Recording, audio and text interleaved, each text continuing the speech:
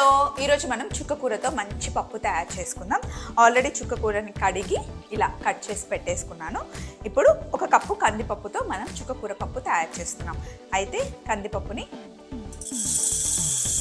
Cooker గిన్నెలో వేసేసి ఒక 2 సార్లు మంచిగా వాష్ చేస్తాను. ఇలా కందిపప్పు కడిగిన తర్వాత కందిపప్పు మునిగేంత వరకు నీళ్లు పోయాలి ఎప్పుడైనా సరే. ఇందులో 1 స్పూన్ కారం,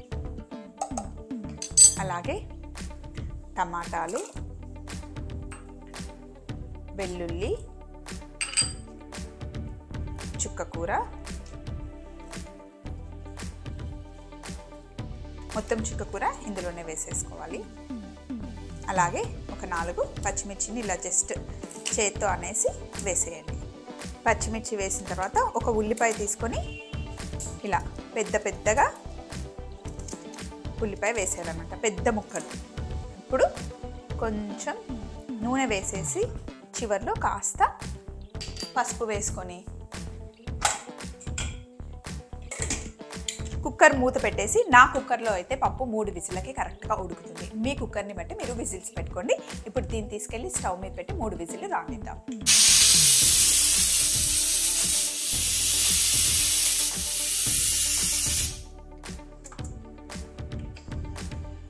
మూడు విజిల్ వచ్చేసాయి, లోపల ఉన్న ప్రెషర్ కూడా పోయింది.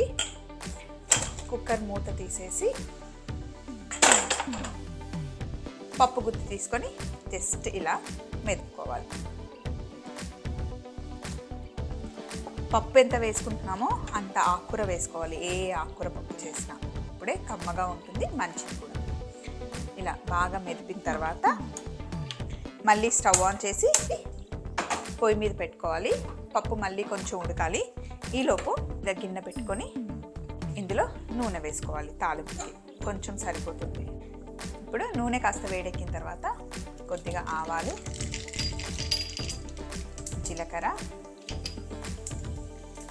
ఎండుమిరపకాయలు వేసి కొంచెం వేగాలి. ఎండుమిరపకాయలు ఎప్పుడు కలర్ చేంజ్ అయ్యేంత వరకు వేయించుకోవాలి. ఇప్పుడు కరివేపాకు, కొద్దిగా ఇంగువ. ఇప్పుడు మనం వెల్లుల్లి వేసుకోకూడదు, వెల్లుల్లి ఆల్రెడీ పప్పులో వేసాం కాబట్టి ఇంగువ వేసుకుంటే సరిపోతుంది. ఇంగువ కూడా బాగా వేగిన తర్వాత పసుపు, పప్పులో వేసిన మళ్ళీ తాలింపులో పసుపు వేసుకోవాలి. తాలింపుని పప్పులోకి షిఫ్ట్ చేసేసుకుందాం.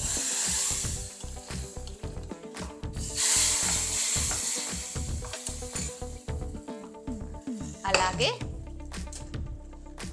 పప్పుకి సరిపడా ఉప్పు కూడా వేసేసుకొని ఒక 2 నిమిషాలు ఉడికించుకోవాలి. అంతే, చుక్కకూర పప్పు రెడీ అయినట్టే. ఇంకొక 2 నిమిషాలు ఉడకాలంతే. చుక్కకూర పప్పు రెడీ అయిపోయింది. కుక్కర్ మూత తీసిన తర్వాత తాలింపు వేసే ముందు ఖచ్చితంగా ఉడికించుకోవాలి. కమ్మటి పప్పు రెడీ అయిపోయింది. చాలామంది పప్పు మొత్తం వండిన తర్వాత పైన కొత్తిమీర వేస్తారు. నాకెందుకో పప్పులో కొత్తిమీర నచ్చదు. మీకు నచ్చితే మీరు వేసుకోండి. సో ఇప్పుడు పప్పుని ఇందులో వేసేద్దాం.